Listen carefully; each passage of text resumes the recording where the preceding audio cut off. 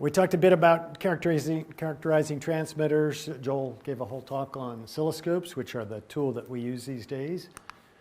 Usually it's eye diagram based, measured with a scope. In the old days, when I first started with BERTs a long time ago, like 17 years ago, BERT receivers in some cases were better than scopes at characterizing some transmit phenomenon. But those days are gone. Scopes have gotten really good, so virtually every high-speed channel transmitter is characterized with a scope. It's relatively quick. It's intuitive, like Joel was telling you. It's time versus voltage. You can look at the single-valued waveform, or you can overlay those and make an eye diagram.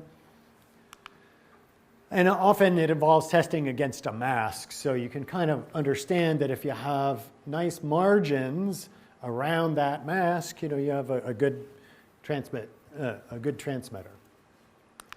Receivers the test is BER based, so the figure of merit for a receiver is, what kind of BER can you get in that channel?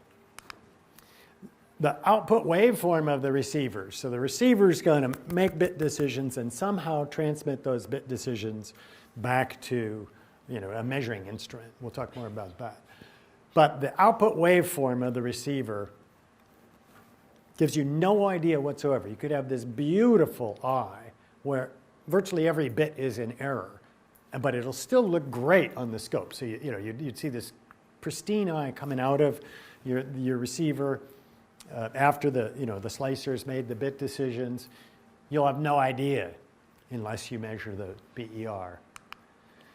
You have to measure that the correct decisions were made, and it will not only tell you if the decisions were made, but how well your clock recovery is performing.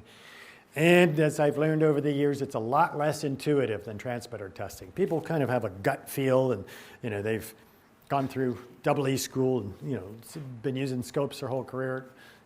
There aren't that many BERT-based classes in EE school. So we use BER instead of eye measurements. So what we do is we send a known input pattern. So this could be PRBS, or it could be a user pattern, or a pattern that industry has determined that's not a PRBS pattern, but a memory-based pattern, but you know what the pattern is. Sorry, I clicked that too quickly.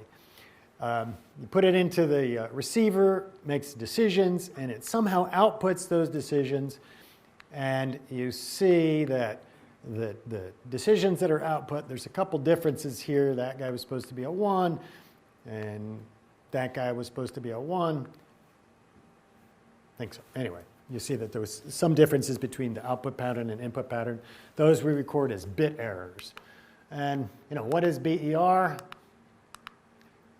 You simply ratio the bits in error over the total bits transmitted, and that's BER. Number of bits received in error over the number of bits transferred.